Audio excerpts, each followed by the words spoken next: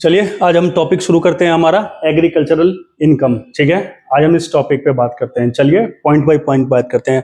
Point number 1, article 246 के schedule 7 में 3 list होते हैं। List 1 union list, list 2 state list और लिस्ट 3 कंकरेंट लिस्ट। आपको पता ही है लिस्ट 1 में के एंट्री नंबर 82 में आपका इनकम टैक्स एक्ट होता है, income tax act 1961 entry number 82 में, और 83 में आपका कस्टम ड्यूटी आता है। ये जो आपका एग्रीकल्चरल इनकम है ना बच्चों, वो एंट्री नंबर 46 के स्टेट लिस्ट में आता है। ठीक है, स्टेट लिस्ट में एंट्री नंबर 46 में एग्रीकल्चरल इनकम आता है आपका। ठीक है, और ये आपका आता है तीसरा लिस्ट है concurrent list. No direct tax in concurrent list बच्चों। ठीक है, अच्छा ये लिस्ट क्यों होता है? देखो जो भी इसमें मैटर होते हैं, जैसे यूनियन लिस्ट में कुछ मैंने लिखा हुआ है income tax act, custom duty. ठीक है, स्टेट लिस्ट में मैंने लिखा हुआ है एग्रीकल्चरल इनकम। तो जो भी इनमें मैटर होता है इससे संबंधित कानून सिर्फ यही बना सकते हैं। अगर यूनियन लिस्ट में लिखा है तो यूनियन गवर्नमेंट ही इसके संदर्भ में कानून बना सकती है, और स्टेट लिस्ट में लिखा है तो स्टेट गवर्नमेंट ही इसके संदर्भ में कानून बना सकती है। यानी सिंपल सा मैं आपको बताऊं कि एग्रीकल्चर से संबंधित अगर कोई कानून बनाना हो तो वो सेंट्रल गवर्नमेंट चाह के भी नहीं बना सकती, क्योंकि ये स्टेट लिस्ट में आता है। इससे संबंधित अगर कोई कानून बना सकता है तो वो स्टेट गवर्नमेंट बना सकता है। ठीक है, ये टॉपिक नंबर 1 आ गया। चलिए अगले स्लाइड पे चलते हैं, आगे की बातें करते हैं। स्लाइड नंबर 2 की ओर चलते हैं। ठीक है, चलिए taxability of income, agricultural income. ठीक है, सेक्शन 10 सबसेक्शन 1 बताता है agricultural income is exempt from tax. ठीक है, section 10 subsection 1 of the income tax act 1961 exempts agricultural income from tax, जैसा कि मैं बता चुका हूं। हालांकि एग्रीकल्चर इनकम में आपको पता है रूल ऑफ पार्शियल इंटीग्रेशन भी होता है, आगे बताएंगे वो आपको। चलिए टॉपिक नंबर 3 की ओर चलते हैं। आइए जरा, टॉपिक नंबर 3 है ये, agricultural income includes the following. देखो हम किस इनकम को मानेंगे कि एग्रीकल्चरल इनकम है। जैसे एक लैंड है, जैसे मैंने उसको किराए पर दे दिया, वो फिल्म शूटिंग कर रहा है। एक और लैंड है जिसको मैंने किराए पर दे दिया और वो एग्रीकल्चरल पर्पस के लिए ही यूज कर रहा है। तो हम किस इनकम को हम मानेंगे कि हमारा एग्रीकल्चरल इनकम है? चलिए जरा हम इस पर बात कर लेते हैं, फिर आपको समझाते हैं। देखो, एनी रेंट और revenue derived from land and any income derived from such land by agricultural from processing agricultural produce. यानी कि कहने का ये मतलब है, जैसा कि मैंने आपको एग्जांपल में आपको बताया कि अगर मैं किसी को लैंड दे रहा हूं, बड़ा सिंपल में और प्यार से समझिएगा, अगर मैं किसी को लैंड दे रहा हूं, उस लैंड का यूज वो फिल्म शूटिंग के लिए कर रहा हो, मेला उला लगा देता हो, जैसे मेला नहीं लगा देते लैंड ले पे, तो उससे जो बच्चे हमारा रेवेन्यू जनरेट होगा, वो हमारा रेवेन्यू जो जनरेट होगा वो हमारा एग्रीकल्चरल इनकम नहीं कहलाएगा। लेकिन जो हमने लैंड दिया है वो एग्रीकल्चरल पर्पस के लिए यूज कर रहा है, तो उससे जो हमारी रेवेन्यू जनरेट होगी वो हमारी एग्रीकल्चरल इनकम कहलाएगी। सिंपल और एक लाइन में बात समझिए, समझ में आया? तो उससे जो हमारा रेवेन्यू जनरेट होगा, हमने जिसको दे रखा है किराए पर, उससे जो हमारा रेवेन्यू जनरेट होगा तो इनकम फ्रॉम एग्रीकल्चरल में ही आएगा। अगर वो जैसे कि वो एग्रीकल्चरल पर्पस के लिए यूज कर रहा है तो आगे बताते हैं आपको। चलिए थोड़ा सा आगे बताते हैं आपको।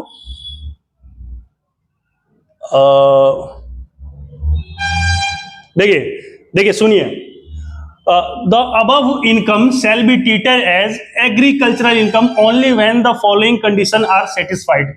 जो भी मैंने ऊपर आपको इनकम बताया, वो इनकम एग्रीकल्चरल इनकम तभी ट्रीट होगा। पहला देखो, एग्रीकल्चरल इनकम होने के लिए पहला कंडीशन ये होना चाहिए कि आपके पास एग्रीकल्चरल के लिए कोई लैंड होनी चाहिए।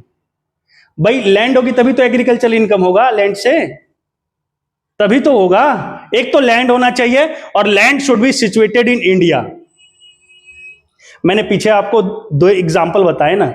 एक एग्जाम्पल में मैंने आपको बताया कि आपने एक लैंड किराए पर दिया है और वो मूवी शूटिंग के लिए यूज कर रहा है, वो आपके एग्रीकल्चरल इनकम में नहीं आया। दूसरा मैंने बताया कि एक आपने लैंड दिया है और वो लैंड वो यूज कर रहा है अपने खेती बाड़ी के लिए, एग्रीकल्चरल प्रोड्यूस के लिए, उससे जो आपका रेवेन्यू जनरेट हुआ वो आपका एग्रीकल्चरल इनकम में आएगा। ठीक है, ये बेसिक है। तो ये कहने का कोशिश ये कर रहा है कि income should be derived from agricultural land. पहले तो आपके पास लैंड ही होनी चाहिए, तभी तो इनकम आएगी, और उस लैंड से आपकी इनकम आनी चाहिए। ठीक है, और वो लैंड जो होना चाहिए वो इंडिया में होना चाहिए। अगर इंडिया से बाहर आप एग्रीकल्चरल इनकम जनरेट कर रहे हो तो वो इंडिया में एग्जम्प्ट नहीं है।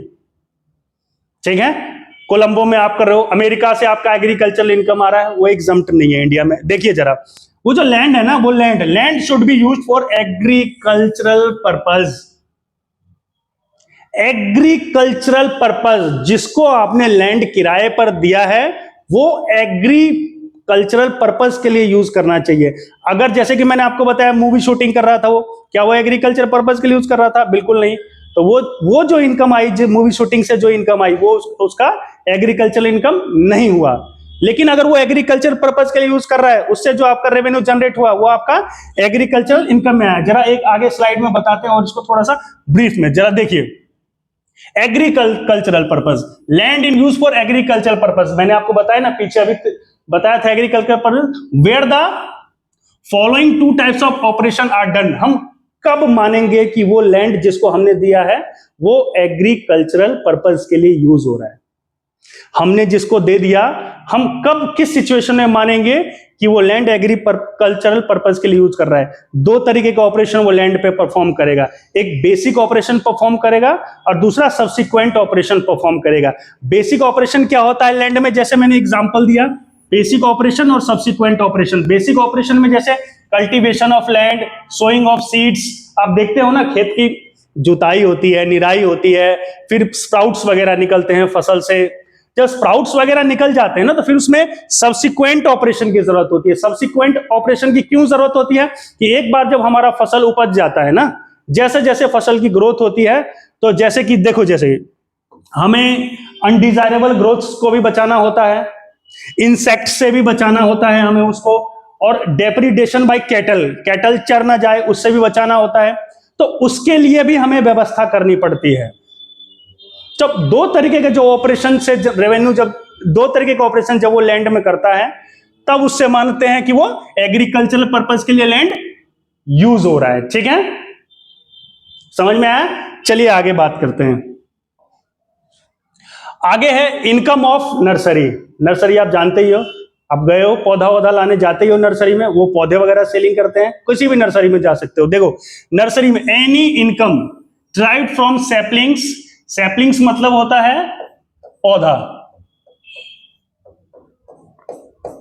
ठीक है, सैपलिंग्स और seedlings grown in the nursery shall be deemed to agricultural income. देखो इनको बेच के, एनी इनकम ड्राइव फ्रॉम, पौधा और वो जो नर्सरी में जो पौधा और वो बीज उगा के जो बेचते हैं ना, उनकी जो इनकम जनरेट होती है वो एग्रीकल्चरल इनकम में आती है। ठीक है, सीधा एक लाइन में बात है। ठीक है, चलिए आगे की तरफ स्लाइड में बढ़ते हैं। देखिए ये कुछ ऐसे मैंने चीज लिखे हुए हैं, कुछ ऐसे मैंने प्रोडक्ट्स लिखे हुए हैं, कुछ ऐसे मैंने चीज लिखे हुए हैं जिसमें, जैसे कि मैं आपको बताया जैसे शुगर है, जैसे मैं शुगर केन की एग्जांपल देता हूं। गन्ना आपने खाया हुआ है, गन्ना, एक एग्जांपल जरा यहां ले लेते हैं फिर समझते हैं।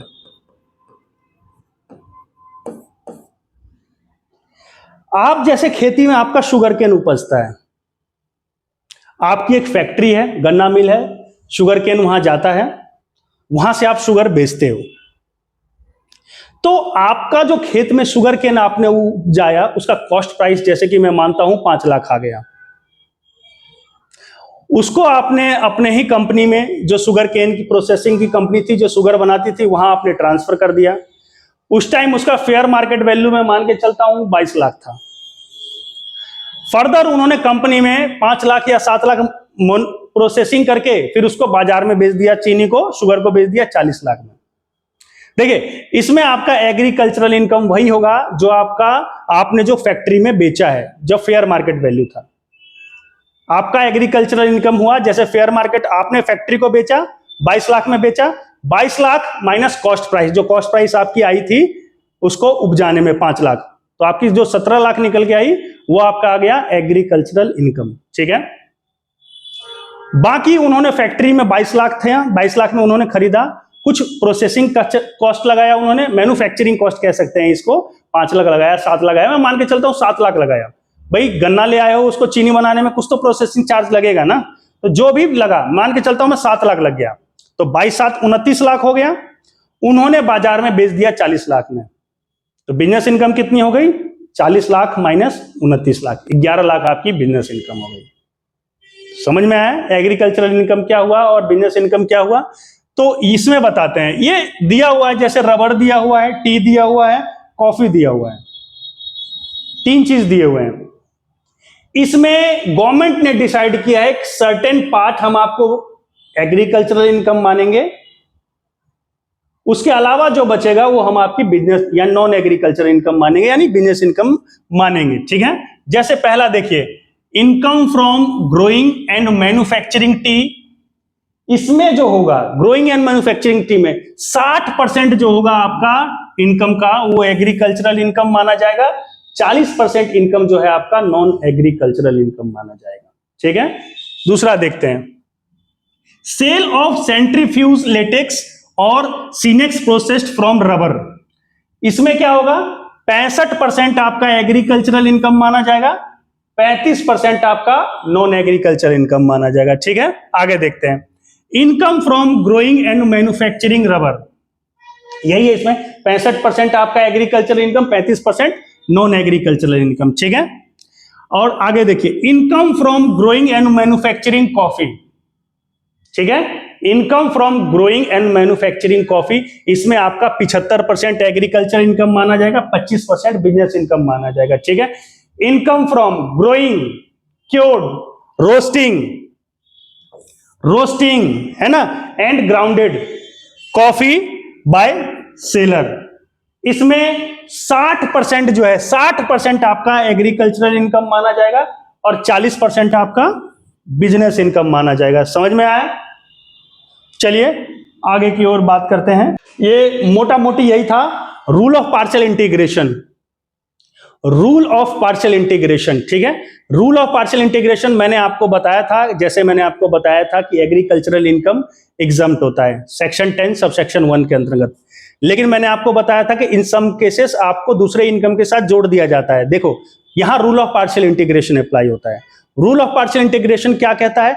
जब आपकी normal income basic exemption limit से ज्यादा हो, ठीक है, आपकी normal income basic exemption limit से ज्यादा हो, प्लस आपकी एग्रीकल्चरल इनकम 5,000 से ज्यादा हो, तब rule of partial integration apply होता है। रूल ऑफ पार्शियल इंटीग्रेशन में क्या होता है? अप्लाई होता है। फिर क्या होता है? चलिए आपको बताते हैं। रूल ऑफ पार्शियल इंटीग्रेशन में स्टेप 1 होता है, स्टेप 1 में होता है बेसिक टैक्स निकाल लोगे तुम, बेसिक टैक्स निकाल लोगे, बेसिक टैक्स निकाल लोगे जितनी आपकी नॉर्मल इनकम है प्लस एग्रीकल्चरल इनकम है, दोनों को जोड़ के बेसिक टैक्स निकाल लोगे आप। समझ में आया? स्टेप 1 हो गया ये। स्टेप 2 में क्या करोगे आप? फिर से आप बेसिक टैक्स निकाल लोगे, normal income up to the basic exemption limit plus agricultural income. मतलब यहां बेसिक नॉर्मल इनकम तो लेना है लेकिन बेसिक एग्जम्पशन लिमिट तक ही लेना है, फिर उसमें एग्रीकल्चरल इनकम को जोड़ देंगे, दोनों को जोड़ेंगे, फिर इसमें बेसिक टैक्स हम निकालेंगे। ठीक है, स्टेप 2 में। तो स्टेप 1 में हमने जो बेसिक टैक्स निकाला होगा, स्टेप 2 में हमने बेसिक टैक्स निकाला होगा, स्टेप 3 में हम क्या कर देंगे? स्टेप 1 माइनस स्टेप 2, जो आपने बेसिक टैक्स स्टेप 1 में निकाला होगा। मैं फिर से आपको समझा दे रहा हूं। देखिए जितनी भी आपकी नॉर्मल इनकम है उसमें प्लस कर दीजिए एग्रीकल्चरल इनकम, फिर आप बेसिक टैक्स निकाल लीजिए। समझे? ये स्टेप 1 हो गया। स्टेप 2 में आपका बेसिक एग्जम्पशन लिमिट जितनी भी है 2.5 लाख है इंडिविजुअल तक, 3 लाख है आपका सीनियर सिटीजन, ठीक है, और 5 लाख तक है सुपर सीनियर सिटीजन। ठीक है, ध्यान रखिएगा मेरी बातों को। तो आपकी नॉर्मल इनकम जितनी भी है उसका बेसिक एग्जम्पशन लिमिट लीजिए, 2.5 लाख, 3 लाख, 5 लाख, जो भी है आपका basic exemption limit. Basic exemption limit में एग्रीकल्चरल इनकम जोड़िए, बेसिक टैक्स निकालिए, ठीक है, फिर स्टेप 1 माइनस स्टेप 2 जो बेसिक टैक्स निकल गया है, प्लस जो भी निकल गया उस पर 4% हेल्थ एंड एजुकेशन सेस जोड़ दीजिए। ठीक है, आपका रूल ऑफ पार्शियल इंटीग्रेशन हो गया। तो यही था मोटा मोटी रिवीजन एग्रीकल्चरल इनकम चैप्टर का। ठीक है, थैंक यू, जय हिंद।